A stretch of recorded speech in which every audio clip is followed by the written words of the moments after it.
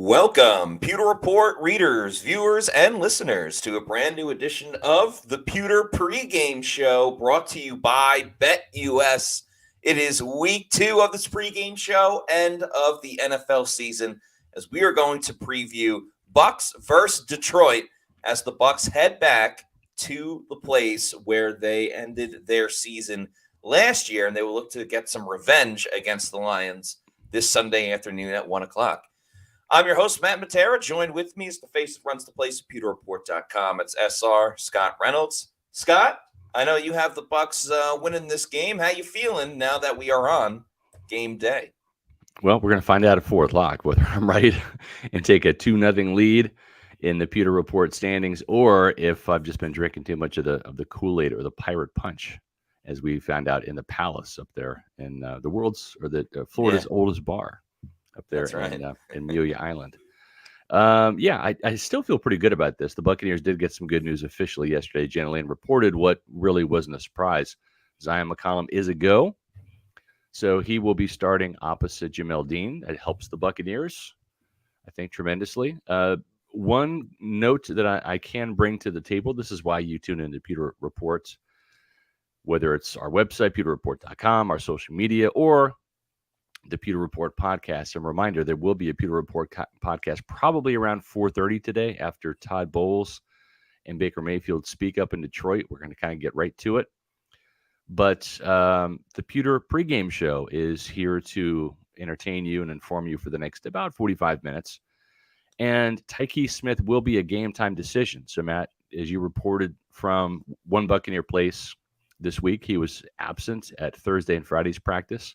And when the Buccaneers have a sick player, they quarantine him. They send him home. And so it's not like he was standing around watching and getting some mental reps. So even if he is well today or well enough to maybe dress, not sure if he's going to start, because it's one thing to tune into the meetings via Zoom, which is a practice that the Buccaneers do for sick, ill players. Yeah. But when you're not there at practice getting those mental reps because you've been quarantined, the last thing the Buccaneers want to do is have that illness, that cold spread around the team, is get those mental reps. So especially for a rookie like Tyke Smith, I wonder if he's active today or not. Yeah, it'll be interesting to see. And the whole thing was just odd during the week because KJ Britt, the Bucs starting inside linebacker, or potentially platooning, we'll see today, but one of the big-time inside linebackers for the Buccaneers, he started out the week sick and was on the injury report with an illness, but he was able to be around his teammates, and we saw him practicing by the end of the week, even though he was still on the injury report. And then, Tyke Smith had popped up a little bit later.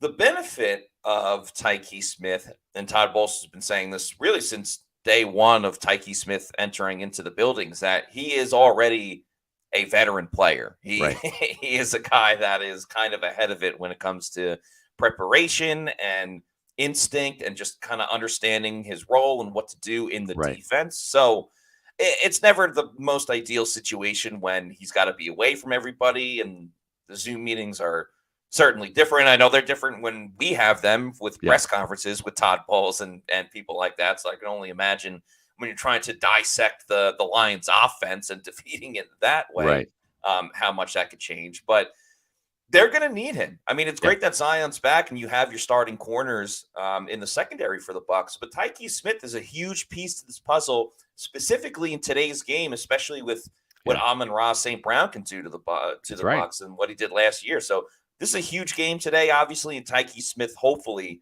will be available when they kick off at 1 o'clock.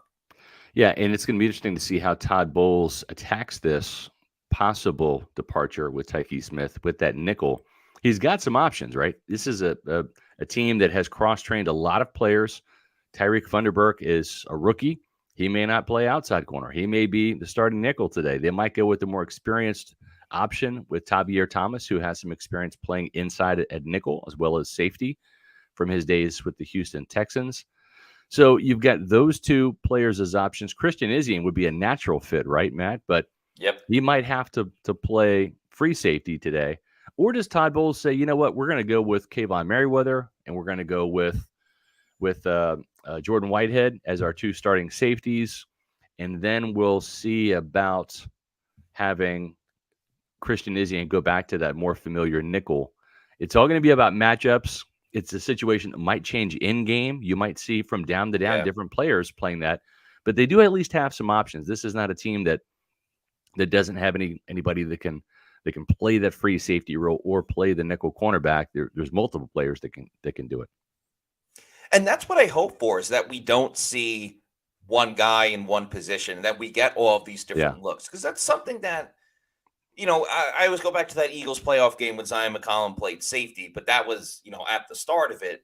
Yeah. We don't see Todd Bowles make a lot of those in-game substitutions or different kind of rotations. It's already sort of pre-planned. But I think today against the Lions, when you have a team that's kind of had your number, at least last season they did, when you have a team, I want the Lions to be like, okay, we figured it out. This is how we're going to attack the Bucs defense on this next series, whether it's in the second quarter, the third quarter, and then wham, do something completely different. Izzy goes from the slot back to free safety. Tavir Thomas is in the game. What? Kayvon Merriweather's in. It's a more physical unit with Merriweather and Jordan Whitehead on the back end at safety, but one of them's playing in the box.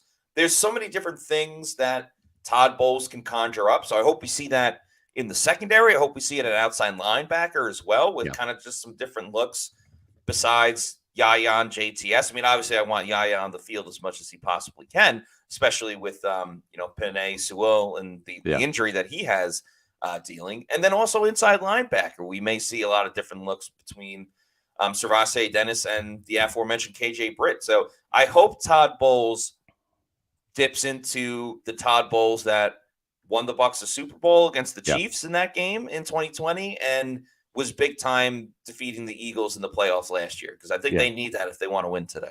I haven't gotten complete confirmation on this, but based upon the information I received this morning, because this is an away game, Tyke Smith would have had to travel with the team if he's going to be a game time decision. So correct.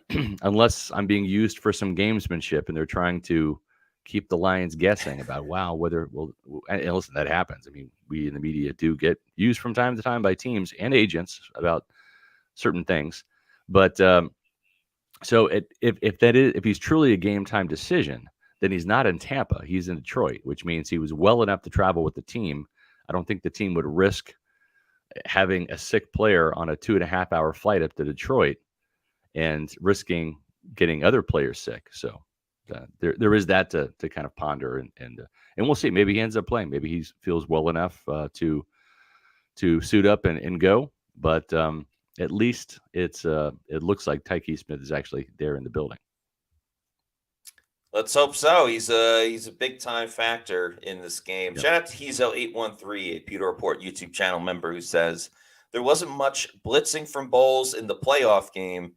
I believe that will change today. Yeah, that's something we talked about on our preview show on Wednesday, where the Bucs need to sell out a little bit. I'm all in favor of them going all or nothing, and if they allow the big play, they allow the big play, because the fear of giving up a huge play hurt the Bucs last year against Detroit, and they still ended up getting big plays because Amon-Ra St. Brown, caught it 10 yards down the field, but then ran another 30, 40 yards, whatever it is. Yeah. I would rather the Bucs go all or nothing and just constantly get pressure in the face of Jared Goff than sit back and be like, come and get us, Jared Goff, because I don't think that's going to be beneficial for the Bucs. You would like to think that the math works in your favor, 7 on 5, right? If you're dropping 7, rushing 4, and they have 5 eligibles, right? Maybe they keep it back in, maybe it's 7 on 4. It's like a halftime rodeo, right? It's like a rodeo. Yeah, you have to hang on for 8 seconds, right? Well, half of that is 4 seconds. That's a long time to cover. That's a long time to cover in the NFL. And the defensive backs are always at a disadvantage because you don't know the route, right? The receiver knows the route. So to sit there and hang on for 4 seconds, even when you have numbers, 7 on 4, 7 on 5, it's just so hard to do when you've got a veteran like an Amon-Ra St. Brown, up-and-coming stars, Jamison Williams, Sam Laporta, and then, of course, a veteran quarterback who knows this scheme now. He's, 3 years in? This is year 4 in Detroit for Jared Goff, or 3. he's just so familiar with these players, with the concepts, the game plan, what they're trying to do. He's faced Todd Bowles in this defense multiple times, dating back to the Rams. And so Yes. he knows what to expect. I'm with you, Matt. If I'm Todd Bowles, I give him something new to think about, and maybe it's some immediate pressure. Typically, what we see from Todd Bowles, he's more of a counterpuncher, where he will kind of play that soft zone, see if he can get pressure with 4, and then if he can't, then he'll start resorting to some blitzes. We saw that, though, against the Texans and the Falcons and other teams last year. Mhm. And I don't like it because it gets quarterbacks into a rhythm early. I'd almost rather you throw the kitchen sink at them, try to disrupt them, get them out of rhythm early. And then if you get burned, if you're down 7-0, 10-0, then fall back to the, all right, let's play a little bit of softer zone, keep the plays in front of us, try to get there Right. with 4 rather than have to bring 5 and 6. But it will be interesting to see how Todd Bowles attacks this team. He's had all offseason to think about how to beat Jared Goff. And I'm betting on Todd Bowles, and I'm also betting on Liam Cohen. That's why I was maybe foolish enough or the smartest guy in the room to pick the Buccaneers to upset the Lions today. And according to our folks over at BetUS, which is the official gaming and sports book for Pewter Report, the point spread for this week's Bucs game is Tampa Bay +9. So the Lions are heavily That ballooned favored. up. Yeah. That ballooned up. It was at 6.5, 7 at one point, and went all the way to the 9. So yeah, changes things a little bit. It does, and it's going to be interesting to see how Penei Sewell will be able to factor in with his ankle injury against a power rusher like Yaya Diaby. And let's go ahead and get into some of our keys. Our key matchups here, and then we'll address some questions, and we'll finish up the program a little bit later with some interaction here. But let's get to the Bucs offense versus the Lions defense, Matt. It really this is the key matchup here, and we heard about it from Liam Cohen. He knows that he's going to have Justin School play right tackle versus Aiden Hutchinson. That's a tall task right there for School, but he's going to have some help, Matt. Yeah, he's going to have some help. There's going to be chips by the tight ends and the running backs for sure.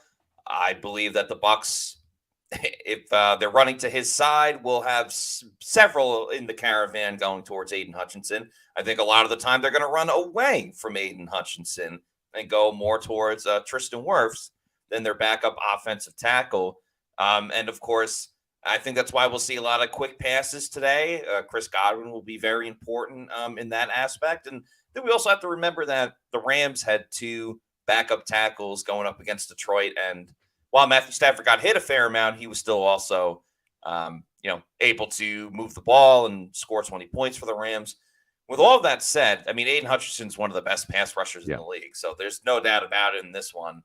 I think anyone's crazy if they would take Justin School over Aiden Hutchinson. So I'll go with Hutchinson. So Matt, let me ask you, if Luke Gedeke was healthy and starting this game, you picked the Lions like all the other Pewter reporters did to win, and that's you're probably smart for doing so, given the fact that the Bucs at full strength last year couldn't beat the Lions in 2 games, certainly not up there in Detroit. If Luke Gedeke were to play, though, I just wanted to ask you, would that change your opinion about this game? Would that sway you towards possibly picking the Buccaneers, or was this one of those deciding factors where you're looking at it and saying, I really don't like that matchup, and I'm going with the Lions? Yeah, it would definitely make me reconsider it a little bit. I think I'd still end up taking Detroit, but I'd feel better about the Bucs hanging closer with it. I may take the Bucs and the points in that aspect of it with Luke Gedeke, but I don't know about if Gedeke was starting, would I take the Bucs over it? I think I still would have gone with Detroit. Fair enough. Our second key matchup is Cade Otton versus the Lions linebackers. This is interesting because last year, Cade Otton was a big-time weapon in the playoffs. He had 8 catches for 89 yards and the wild card win over the Philadelphia Eagles. Then he goes up to Detroit and was still one of those favorite targets for Baker Mayfield in the postseason. He ended up getting 8 targets in that game, 5 catches for 65 yards, including a 27-yard catch and run, which matched his season high that he had against the 49ers. But he also had a touchdown on Alex Anzalone and a little bit of a wheel route down there in the red zone. This is going to be interesting because Otten has had some experience and some success against the Lions linebackers, not so much in the first week 6 matchup, but in the playoffs, he kind of erupted a little bit. But also, Baker Mayfield, that interception that he threw to Derek Barnes, well, he was throwing it to Cade Otten. So maybe he relied on Cade Otten a little too much in that game. But, Matt, as we heard from Liam Cohen, the Lions like to play a lot of base defense because they like Derek Barnes and Jack Campbell and Alex Anzalone, those 3 linebackers. And they may not even do nickel as much as other teams would against Tampa Bay's 3 wide receiver set. Yeah, that's true. And I think we have to remember, even though there's a lot of similarities between what Tampa Bay was running last year with Dave Canales and what they have now with Liam Cohen, the offense is still a little bit different. So I look at the production of Cade Otten, who I like as a player. I kind of look at that as a little bit more of an outlier, what he did against Detroit last year. I think a lot of the big-time production from Cade Otten has happened where they forgot about him and he's kind of like wide open on a play. It's not really like him making the big catch in traffic over the middle and things like that. Like he's typically has a lot of space around him and it's an easy reception. I'm a big fan of the Lions linebackers. They're aggressive, they're physical. So I don't know how much Cade Otten, even though he was big last year, I think part of going to that 11 personnel with 3 wide receivers is that you want to get Mike Evans the ball more and Jalen McMillan involved and things like that. So with all of that, I'm going to take the Lions linebackers. Well, Matt, you just set up our next 3 guys perfectly because this is a wide receiver driven offense. That was proven last week, right? Baker Mayfield, 4 touchdowns, all 4 to wide receivers. Chris Godwin even found the end zone. And he's going to be matched up in the nickel, and I think we're going to see Brian Branch on him. Not every down, but a fair amount. Branch plays safety. He's also one of those quasi guys like Tyke Smith where he can play safety, and he can also play nickel. And he's a big-time playmaker. Look no further than his Week 1 debut as a rookie last year. He picked off from the slot Patrick Mahomes and had a key pick 6 in the Lions' upset over the Chiefs in Week 1 to start the season last year. That is true, but he was also out there last week when Cooper Kupp was carving up the Lions defense. I see a repeat performance by a receiver in the slot this time around. It just happens to be Chris Praise be to Godwin.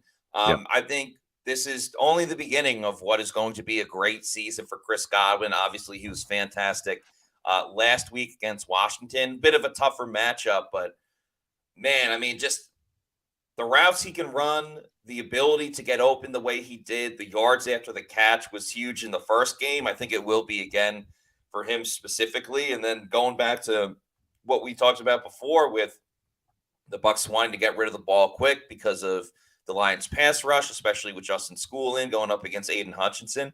I think it's going to be a heavy workload for Chris Godwin today, but that's a good thing for the Bucs. So I'll take Chris Godwin. Yeah, I will too.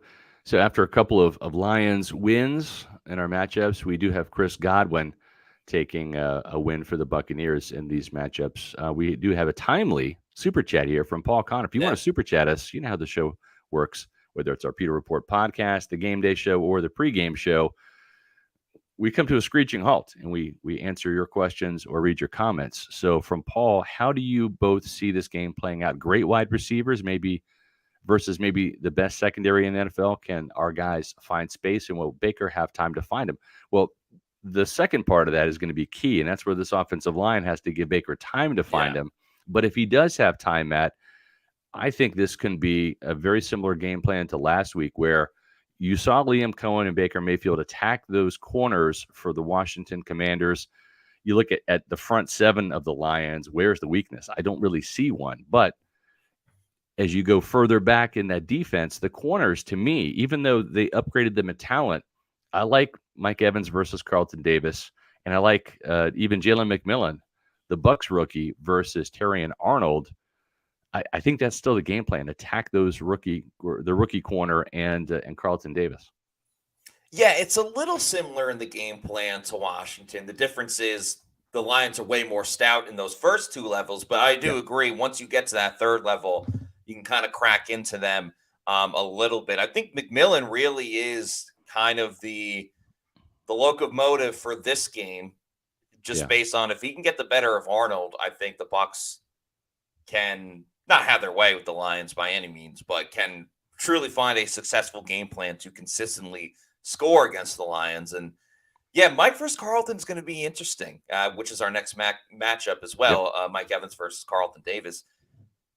I'm 9 out of 10 times I'm going to take Mike Evans in any matchup because he's Mike Evans, and we all know how great he is, and he's a future Hall of Famer. And I am taking Mike Evans in this matchup against Carlton. I would just be a little leery of Carlton Davis, spite, revenge, whatever you want to call it. Yeah, I can only imagine how angry he is going up against the team that just traded him in the offseason. And yeah, it very much felt like on his end of it that he was just kind of shipped off based on, how Tampa Bay kind of went about their offseason this year. Carlton Davis plays well when he's pissed off. I agree. Whether it was Jamar Chase, whether it's talking a lot of smack to Michael Thomas, the Hmm. former Saints wide receiver, slant boy, as we all know. A motivated Carlton Davis is a bad thing for the Buccaneers in this case. But it's Mike. Mike can be. They've gone up against each other a ton in practice over the years, in training camps specifically. Uh, Mike Evans is a Hall of Famer for a reason, and he can get the better of any cornerback in this league. So I'll take Mike, but I would be a little worried that Carlton ends up making a big play today just based off of personal feelings. I'm with you. You took the words right out of my mouth. I like this matchup with Mike Evans, but to sit there and think he is going to take advantage of Carlton Davis on every single rep, I don't think that's going to happen. I don't think Carlton's going to get an interception, but he might end up with 3 pass breakups. He can get kind of sticky, and he can get kind of pissed off, as you said, when he's revved up. So he'll be ready to play today for sure. Hopefully the Yeah, Buccaneers they can need take Jordan advantage of that. Whitehead. I see this comment from Farouk Kouab that says, I need a good old Jordan Whitehead hit. Yeah, That'd be nice to see. I also think Jordan Whitehead's got to go see Carlton Davis before the game and try to act buddy-buddy with them, maybe calm them down a right. little bit. I think that could help the True. Bucs too. That's a good one. Jalen McMillan, rookie versus Terry and Arnold. This is a first-round corner and a third-round wide receiver. Arnold had 2 pass interference calls last week. It was a little grabby, and that's to be expected sometimes in a rookie defensive back's first game. Jalen McMillan had a case of the drops, but then rebounded with his first catch, which was a touchdown. It's a good way to start your career. How do you like this matchup, Matt? Yeah, I see it as a push. I think Arnold, and you mentioned the penalties, he was involved a lot. I think he had a high volume number of tackles as well. The Rams receivers obviously are no joke, even with Puka Nacua getting hurt early in that game. I think Arnold's going to be a good corner in this league with more experience that Yeah, comes. And I know McMillan had a nice play with the touchdown, but you mentioned the drop, and he really wasn't targeted that much either. right. Now, I'm sure that'll change as the weeks go on, but because of really the inexperience of McMillan not getting too many targets and, Arnold having a lot of, reps in that first game, I'm leaning towards Arnold a little bit, but I'll go with a push because I still trust the overall skill set of Jalen McMillan. Yeah, I think for whatever reason, and maybe this is just Liam Cohen even more so than Jalen McMillan. I just like how Liam Cohen schemes guys to get open. That first touchdown was an easy one for McMillan because he was wide open. So I'm going to give Liam Cohen the assist. I'm going to go with Jalen McMillan over Terry and Arnold in this particular matchup. Folks, this Pewter pregame show is sponsored by BetUS. It's the official sports book of Pewter Report. 125% bonus on your first 3 deposits. Wow, that is an offer. Plus, you get 10% gambler's insurance. Use the promo code Pewter when you sign up. So listen up, sports bettors. Your favorite sports book, BetUS.com, is back for their 30th year of NFL action. That's a lot. It means they've been doing this a long time because they've been successfully doing it for a long time. With the industry's biggest sign-up bonus yet of up to 125%, BetUS offers its members the opportunity to cash in on all your favorite sports, including NFL, UFC, Major League Baseball, college football, and others. If you're looking for live in-game betting, incredible odds with daily odd boosts, props, and parlays, BetUS has got them. How about fast payouts and exceptional one-to-one customer service? BetUS has got that too. So log into betus.com. That's betus.com, or call 1-800-792-3887. That's 800-79-BET-US. BetUS.com, where the game begins. Make sure you use promo code Pewter. Had a lot of great signups for that so far this football season, Matt. And again, just a reminder, this is if you like the points, if you like maybe the money line for Tampa Bay +9 is the point spread right now on BetUS as of this morning. As Matt said, it's creeped up a little bit. So that's going to be interesting to see. Just to refresh our news here, if you're just joining us, Zion McCollum will play and start today. Tyke Smith will be a game time decision. It's my understanding he's in Detroit, so he flew with the team. That's a good sign for somebody who has an illness. But we'll see if he is going to be healthy enough to play. He did miss Thursday and Friday practices. Typically, Todd Bowles wants to see you on the field practicing, especially for a rookie who's very smart. But if he's not there watching, he's not getting those mental reps. So it will be interesting to see if he dresses or if he starts. And we'll know closer to kickoff whether that's going to happen. Speaking of kickoff, Matt, we've got Pewter Game Day coming up at 1 o'clock.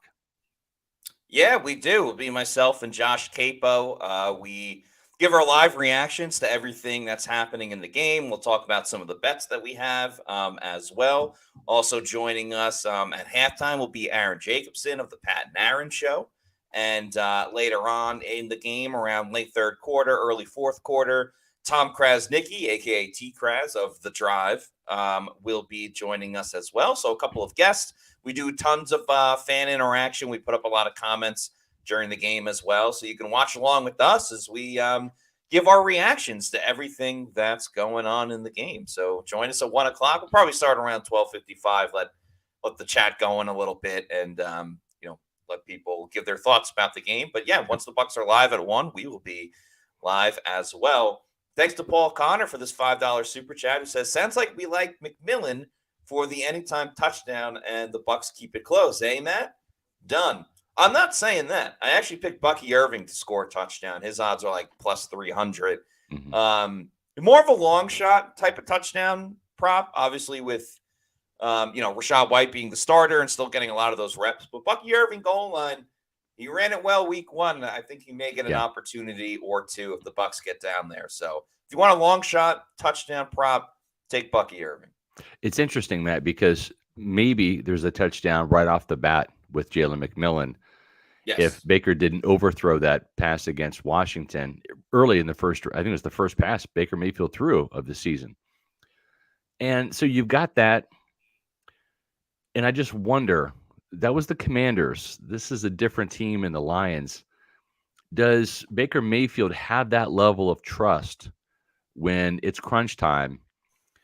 Is he going to look to Jalen McMillan, or is he going to just trust the guys that he knows and Mike Evans and Chris Godwin? It's going to be interesting to see because this is a different game. This is week 2. This is the measuring stick game, as Baker Mayfield said himself. This is a game that has playoff implications because I got to think both of these teams are playoff teams. This could come down by the end of the season, Matt, to playoff seeding with the head-to-head. Yeah. So I just wonder, is Jalen McMillan going to be overlooked in this game as Baker Mayfield might lean on the guys that he knows a little bit more? Or is he going to just follow the game plan and find the open guy? Maybe McMillan benefits from that because of the attention that Evans and Godwin will receive. It'll be interesting to see if McMillan scores one of these anytime touchdowns. But I'm with you. I like Bucky Irving getting a touchdown in this game too. Sure. I mean, if he's wide open, I don't think Baker's going to hesitate. Yeah. Well, I'm just saying, is he going to be looking that way? That's the thing. Right. Getting open is one thing. Last year, Mike Evans had like over 140 receiving yards. Yeah. So, yeah, that could be a little caveat in the game. Thanks to Dagan Parker for this $5 super chat, who says, my key for the game is Tristan Wirfs winning his one-on-ones. I could see the Bucs sliding the protection right to compensate for Gedeke being out. Another thing that we should note, I'm pretty sure Marcus Davenport is not playing in this game, Yeah. or at least he's doubtful for the game. So that is kind of big. It's a little bit of a cancellation with Davenport and Justin School. Well, Davenport not playing, Justin School playing for the Buccaneers in that situation. But yeah, that will be interesting to see. Obviously, Tristan Wirfs is super, super important to the Bucs and what they do, especially with the offensive line. I hope they get Tristan out in space. I mean, obviously not in passing plays because that's a penalty. But Yeah. I hope they get him out in space in the run game a little bit. I think that could be really effective, not just today, but throughout the season. It's interesting to note that Josh Pascal might be the guy from Kentucky. He's entering his third year with just 3 career sacks, but he might be the one replacing Marcus Davenport in the lineup. The other guy that they have, and they've got some injuries at that defensive end position. Nate Lynn is on injured reserve. So is John Kaminsky, who would probably be taking that place in the starting rep there. But James Houston is another player from Jackson State, 6'1", 245. He was an absolute terror in college in terms of getting sacks. And then in 2022, played 12 games, had 8 sacks and a forced fumble. Very undersized guy, 6'1", 245. Kind of think Marquise Watts in terms of his build and his quickness. And last year, very little playing time, only played in 2 games. He might have been injured, had 1 tackle, no sacks. So I think probably an injury was keeping him off the field. But I do know Kaminsky was the guy that would be starting, but he's on injured reserve. So if Davenport doesn't play today, then the Lions don't have a lot of depth at defensive end, and that might work well in Tristan Wirfs' favor. And he's going to face Aiden Hutchinson too. They will flip flop him just like the Bucs will flip Yaya Diaby and Joe Tryon-Shoyinka from left to right to try to find those different matchups and give the tackles a different look. So we'll see how Tristan fares today as well. It's an important matchup for the Buccaneers offense. So James Tolson's got a question. Yeah. Here's a question, PR. Correct me if I'm wrong. Carlton doesn't flip sides. Could the real key matchup be Mike Evans on the rookie in key moments?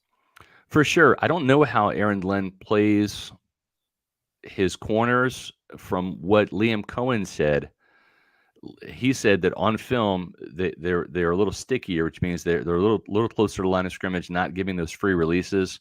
I did see Carlton Davis line up inside one time on Tyler Johnson, former Buccaneer, and he got burned badly playing nickel. So maybe there will be a match situation where he'll be matched up wherever Mike Evans is. And he might be on the move more than Todd Bowles had him, because Bowles typically had him on that left side. A couple of times we saw him follow Jamar Chase around the field. We saw in the first half back in 2020 him try to follow Tyreek Hill around the field. That did not work out well, as he gave up 2 touchdowns and 100 yards in the first quarter. Something like that. Yeah. So we'll see. It'll be interesting to see where Carlton Davis plays and if he follows Mike around or if he just sticks to one side like he did in Tampa. Yeah, it's typically how it goes. Let's get to these other matchups that we have, looking at the Bucs defense facing the Lions offense. First up, we have the Bucs inside linebackers, KJ Britt and Travassier Dennis facing Jared Goff. I'm going to go with Jared Goff in this one. I think it's one of those the Bucs have to prove that they can beat Jared Goff and get to Jared Goff before we pick against them. I'm certainly not going to pick a second-year inside linebacker that struggles to stay healthy and another inside linebacker that's getting his first opportunity to really start in his career for like a whole 17-game season and can't play all 3 downs because they have another linebacker that they prefer to be in pass coverage. So to me, this is Jared Goff all day. Yeah, especially from the gamesmanship, the chess playing, if you will. He just has more experience with the audibles and the checks, reading defenses. And again, he's played and had a lot of success against Todd Bowles in this defense, whether it was with the Rams, whether it was with the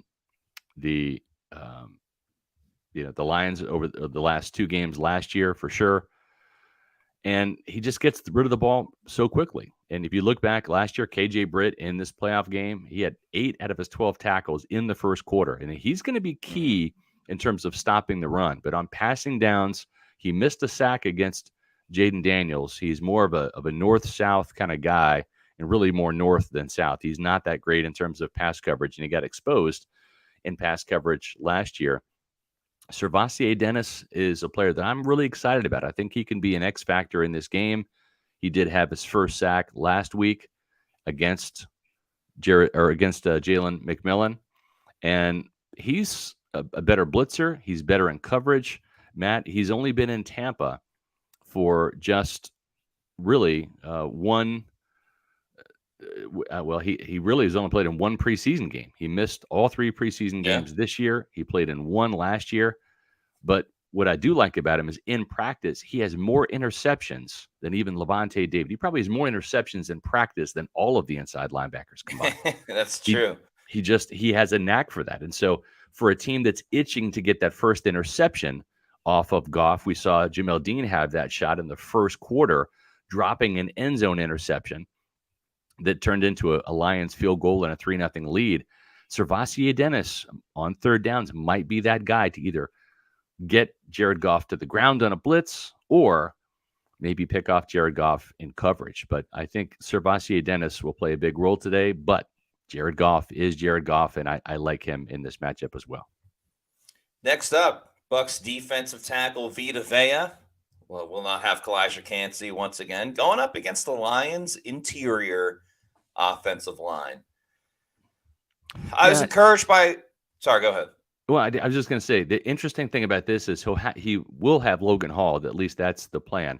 Next to him instead of Greg Gaines, he's going to have a little bit more pass rush in terms of the guy next to him than Greg Gaines was able to do last week. But you're still going to see Greg Gaines because it starts with stopping the run, and whether he's matched up against Frank Ragnow or whether he's matched up against Graham Glasgow, the left guard, or if he's matched up against the right guard, Kevin Zeitler, Vita Vea is really going to have to step up, I think, this week and be the star of the show. Not just getting after Goff on third downs, but really stopping the run. It all starts there. Yeah, I agree. I mean, we all saw what the Lions did in overtime against the Rams. And if they get that run game going, obviously it's cliche, but it opens up everything else for them. And that's double the trouble when you look at all of the talent that the Lions have. With that said, I think the Bucs did a pretty good job in their run defense and run containment last week. Having Logan Hall helps. The guys they're calling up with Brewer and Green are more fit to stop the run, along with Greg Gaines, who will be in there. So with all that, I like Vita Vea. I do too. He's one of the best defensive tackles in the league. I think this game in particular is a great opportunity. Obviously, the Bucs want to go to the Super Bowl, but to showcase that Vita Vea, is a Pro Bowl defensive tackle. He's made the Pro Bowl before, but maybe not as many seasons as we would like. Having a big game against a team that's clearly a Super Bowl contender can get him a lot of important playoff recognition. So, give me Vita Vea. I like that too. Let me ask you this. Does Todd Bowles use a little strategy here, knowing that the Bucs defense wore down in the fourth quarter? That's when the Lions exploded for 2 touchdowns after being tied at 17-17. With the elevation of C.J. Brewer and Mike Green, do we see those guys a little bit earlier in the game and on early downs, maybe trying to keep Vita Vea fresher? Maybe it's Greg Gaines and Logan Hall. Maybe it's Greg Gaines and C.J. Brewer for a couple of those early rundowns to save Vita Vea for third down so he can push the pocket and create some pressure on Jared Goff? Is that a strategy Todd Bowles might employ today? I think it's a great strategy. I hope that Todd Bowles employs it. I don't know if he will, because he kind of sticks to his guns with these are the rotations and that's what we're doing. But I think if you want the optimal performance from Tampa Bay, I think that's what they need to do. Yeah, I agree. We'll continue on here. So far, we have it Lions 1 and Bucs 1 here with Goff for the Lions and Vita Vea. We talked about this before.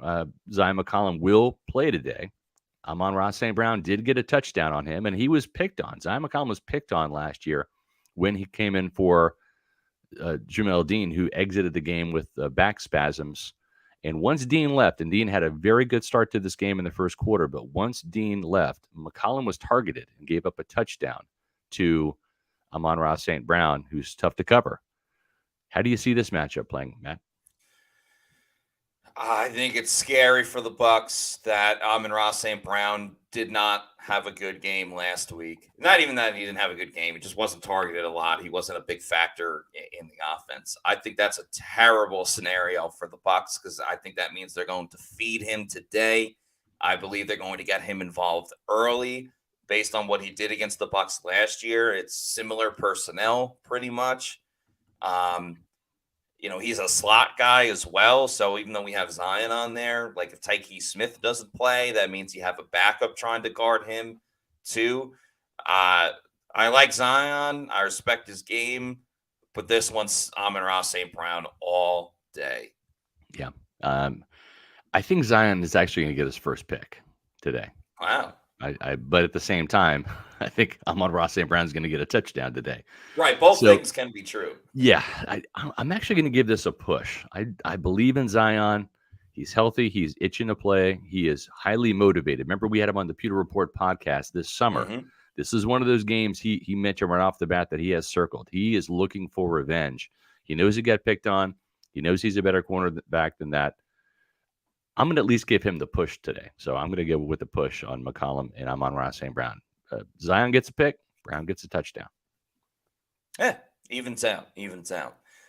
Next up, inside linebacker Levante David versus tight end Sam Laporta.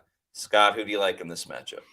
For me, I like the blitzing Levante David better. We saw what he was able to do and help setting up a sack for Servassier Dennis last week. He's going to be used heavily, I think, in the blitz game just because he's so good. We saw a sack by Levante David on Jared Goff back in week 6. But to me, the young Sam Laporta against an aging Levante David in coverage, I mean, no disrespect, but Laporta, to me, the arrow is pointing up for him where Levante's in the twilight of his career. So I like Levante to actually have a good game in terms of tackles. I think he gets a sack today, but in coverage, I'm going to have to give the edge to Laporta. I just think he is on his way to inserting himself in that mix with the George Kittles and the Travis Kelce's in terms of being just a dominant tight end. Yeah, I agree. He's been a factor for the Lions for a little while now. I still like Levante as a linebacker. I'm not even saying that he's taking a step back. That's just how good Laporta can be. So I'll take Laporta in this matchup. When you look at Yaya Diaby, the strength that he has, the power, this is an interesting matchup because Yaya is going to be playing some on the right side and also some on the left. And they'll flip-flop Joe Tryon-Shoyinka, who actually played against Penei Sewell, not just last year, but also back in college when Sewell was with the Oregon Ducks. And of course, JTS was with the Washington Huskies, which is the Tampa Bay Farm program, apparently.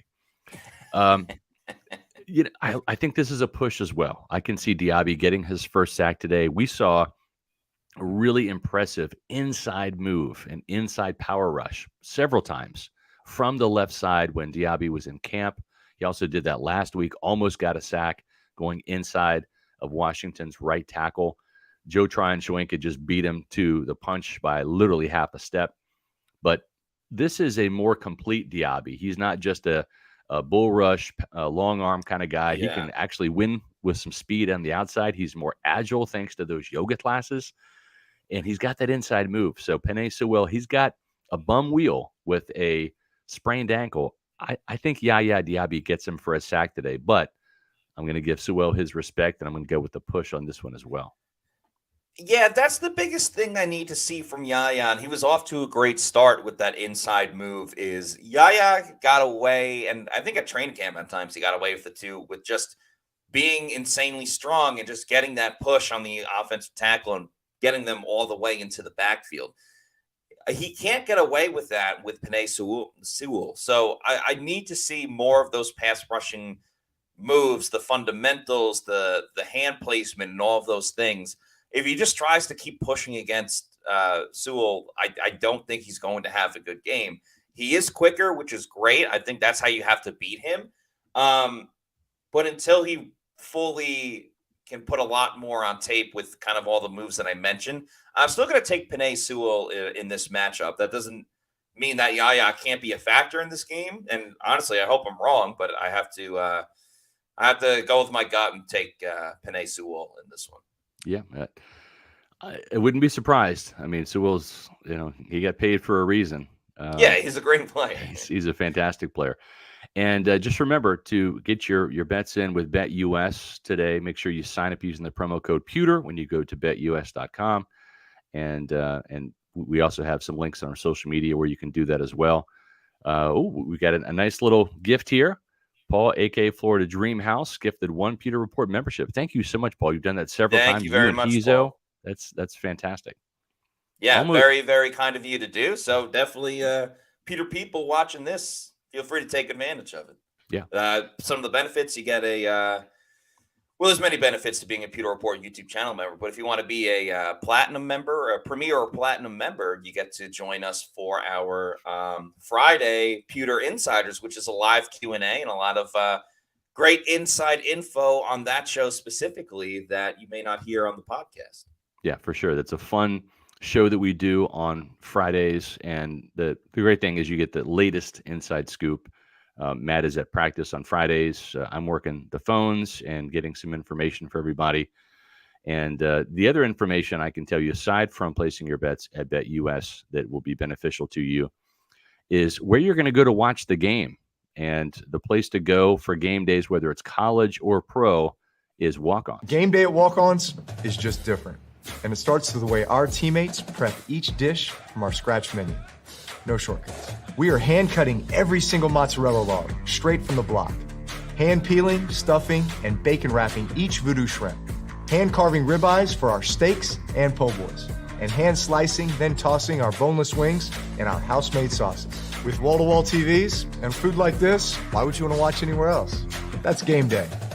The Walk-Ons way. And you can get to game day at Walk-Ons today. It's a great day to go to Walk-Ons and check out their specials. Saturdays and Sundays, $4.49 pints, 22-ounce pours of Michelob Ultra, Bud Light, and Budweiser, $5.99. Heineken Silver, 12-ounce cans, $5, and $5 neutrals, assorted flavors. And don't forget, Walk-Ons is the place for happy hour in Tampa Bay with 3 locations. At the Lutz Wesley Chapel location up here by me at the Outlet Mall, Midtown Tampa, which is down there by the stadium, and Lakeland. You can enjoy happy hour tomorrow. Hopefully it's a Victory Monday, 3 p.m. to close. Then, of course, Tuesday, all-day happy hour, including $5 Tito's. It's a great place to watch any game, whether it's college or pro, and that is at Walk-Ons. Yeah, and just a reminder for everybody, we got the Pewter Game Day show coming up at 1 o'clock right here on our YouTube channel. So come join myself and Josh Capo, giving our live reactions to the game. A couple of WDAE appearances as well. We had a blast last week and looking forward to doing it again this week as well. And, of course, make sure you follow us on all of our social media on X, Facebook, and Instagram at Pewter Report, and our YouTube channels, Pewter Report TV, where we have the podcast and all other content that you can watch. Yeah, I'm hoping for a Levante David sack. I think if they can get to Jared Goff early, that's kind of been our key to victory. If the Bucs are going to do this, Todd Bowles has had all off season to figure out Jared Goff. It's one thing you really can't dive into the Falcons. You can't dive into the 49ers. You play those teams later in the season. But yeah, we saw the game plan he put together to really kind of contain Jaden Daniels last week and not allow him to beat him in the passing game with his arm. He was reduced to running for his life most of the game. So Todd Bowles 1-0 when it comes to game plans. This was a score that was 37-13 until a last cheap touchdown in garbage time. They really took care of the Commanders. He's had all offseason to study Jared Goff and figure out how to solve him. He has been a puzzle. He has been a problem. I like the fact that maybe Bowles kind of comes up with something different. If he doesn't, man, they're going to lose today. But I got to think he and Liam Cohen give this team a fighting chance coming off of a resounding week 1 win. Yeah, I mean, it's week 2. You would hope that they give something different that the Lions haven't seen just yet. That's kind of the beauty of playing early in the season, is that you have a couple of tricks up your sleeve. As Smitty55 Dirk says, Atlanta may start the season off 0-3. That's true. They have a tough Monday night game against the Eagles, and then I forgot who their opponent is in week 3, but yeah, it's another difficult opponent. So Or week 4, you mean? yeah. Well, that's at 0-3, so 3 weeks. And then Bat W said 0-4 as well. So yeah, some tough matchups coming up for Atlanta. Tough one for the Bucs today. We'll see. We'll see what they can do. So that's going to do it for us on today's show. For Scott Reynolds, I'm Matt Matera saying thanks everybody for watching. And we'll see you for the Pewter Game Day show in a couple of hours. Happy Bucs Game Day. Out.